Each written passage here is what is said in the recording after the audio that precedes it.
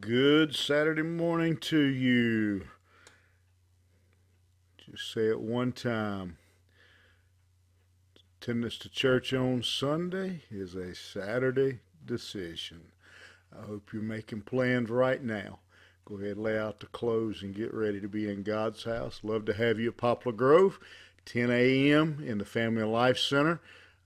It's been sanitized, it has been prepared, ready for you to come and join us in worship. 3476 Poplar Tent Road in Concord.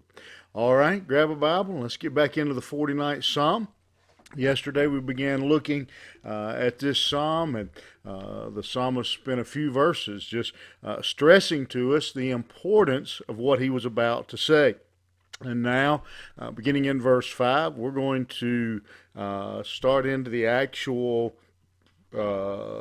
wisdom, if you will, the actual message that the psalmist says is so very so very important. Beginning in verse 5, he says, "Wherefore should I fear in the days of evil, when the iniquity of my heels shall compass me about?" The theme of the passage today that we're looking at, we're going to try to get down to verse 12, is where we're headed, and really what he's going to say in this handful of verses, in various ways, is that as believers, we shouldn't fear, we shouldn't worry about the evil around us. When we shouldn't worry about the evil doers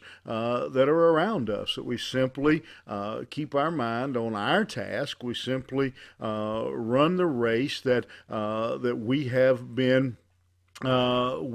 been given. And he's going to address a couple of things, beginning here in verse 5. Wherefore should I fear in the days of evil, when the iniquity of my heels shall compass me about? What he is saying there is that too many believers concern themselves with the future and dishonesty of wicked people. And let me clarify there. What I mean by concern themselves with, well, certainly we should be concerned about their future. We should be concerned about their eternal destiny. But that's not what he's talking about here. He's talking about when we trouble ourselves and we worry about what the wicked are doing. When we're more concerned about what they're doing, what they're getting, what they're earning, than what we are doing ourselves. And he tells us here in this fifth verse, he says, verse 6 says, "They that trust in their wealth and boast themselves in the multitude of their riches." We shouldn't be concerned with the seeming prosperity of the wicked. We should run our race, as Paul says it, finish our course. We don't concern ourselves. We are to keep our eyes fixed on God when it comes to finances, when it comes to well-being. It's not an issue what anyone else has or what anyone else is doing. We should be following the will of God for our own life and serving Him. And he's going to tell us really why as he goes on here. Again, verse 7.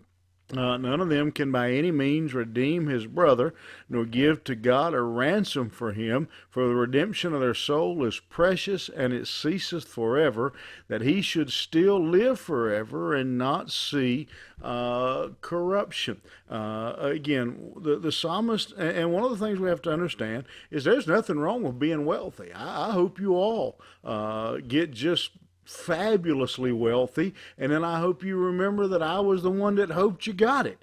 I hope you're wealthy, as long as you get it honestly, as you earn it. Again, great. Listen, money's a good thing to have. Wealth is a good thing to build up. But the fact is, what the psalmist says here is no matter how much you earn, no matter how much you save up, there is nothing we can do to ransom, as the psalmist says here, to redeem, is the word he uses in verse 8, a person from death. The richest human being on this earth, just like the poor person, is appointed unto him once to die. Rich people, as much as they would like to be able to with their wealth, they can't do anything about death. And so the psalmist says, it's okay to earn money. It's okay to have money, to build up wealth and to have an income, but we've got to keep it in the right perspective of what it can and can't do. Yes, money can provide a lot of benefits and pleasures in life, but the truth is it can't bring you back. It can't redeem or ransom, it says, a person from death. No, and even greater than that is not only physical death, but spiritual death. No amount of money you could gain, if somehow you could gain all the wealth in the world. If you could get Bill Gates' wealth and Warren Buffett's wealth and Sam Walton's wealth and all these guys, if you could get all of their wealth, you still can't pay for the forgiveness for one sin. And so we have to keep that wealth and that money in perspective. Only Jesus Christ can pay our sin debt. And so, the psalmist is saying, hope you get money. Money's good. It can do a lot of things. But we have to remember that there are some things that all the money in the world just can't do. And so he goes on then in verse 10, and says, or verse 9, that he should still live forever and not see corruption. For he seeth that wise men die, likewise the fool and the brutish perish, and leave their wealth to others. Their inward thought is that their houses shall continue forever, and their dwelling places to all generations. They call their lands after their own names. Nevertheless, man being in honor abideth not. He is like the beast that perisheth. And so he continues in that same vein of thought that you can have all of it. You can be wise. You can be foolish. You can be, as the word he uses here in verse 10, brutish. And the word brutish simply means basically lack common sense is what the word means. And he says you can be all of those things, and yet you still, all of those men face death. All of them are going to die. Wise, smart, got sense or no sense. And look what he says. He says, that when they die, they leave their wealth to others.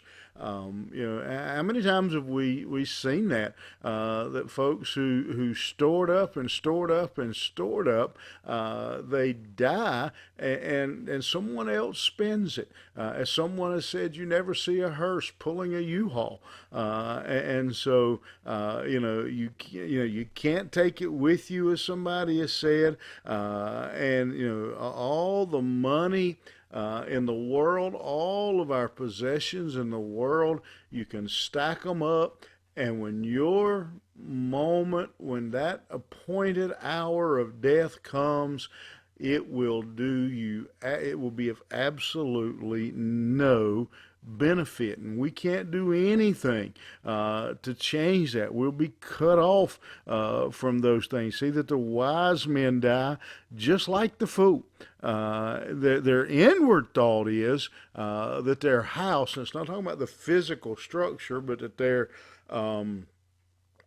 life, their name will continue forever, and their dwelling places to all generations. They call their land after their own name. Nevertheless, man being in honor abideth not. He's like the beast that perish. Kind of a brutal assessment that the psalmist renders here. He says, you can have all the money and all the resources in the world. You can have all the possessions. You can have just immeasurable wealth, and yet you will die just like the beast of the field. You are, when it comes to that respect, you will die just like an animal. The message here this morning is pretty clear. There's nothing wrong with money. There's nothing wrong with wealth that is that obtained in the right way, that's earned honestly. But the message is clear here that we don't put too much emphasis, we don't hang too tightly onto those possessions. That we should be focused on eternity. Unfortunately, I think we live in a world where more and more people are focused on right now. They're focused on their possessions and not thinking about the future. But therein, I think, is the remedy, the solution for life, for our uncertainties, for worrying about what's going to happen, is that we understand that our future and our focus is on something far greater. Again, not saying that money and wealth and possessions are not good. It's good. Prepare for retirement. Prepare for your future. Save, all those things. But the fact that what we need is perspective. All those things are good, but they can't buy us one day in heaven. They can't buy us and get us out of hell for one day. Remember the story of the rich man and Lazarus. He says, you had all of it. You fared sumptuously, it says, but now you find yourself separated from God. And so you can have all the finances, you can have all the wealth. You should be preparing for retirement. You should be preparing, saving for a rainy day, as they say it. But more importantly, you should be preparing for eternity, for standing before the Lord one day. And if you don't know Jesus Christ today, personally, that's the most important decision you will ever make. It's not your financial advisor or your retirement planner, but it's Jesus Christ. Do you know him personally? If not, how about writing me, shoot me an email or text me or make a comment. But if you're a child of God, let's practice this. Let's get our eyes on what the Lord is doing, what the Lord has promised, and His will, and spend less time worrying about the things of this world.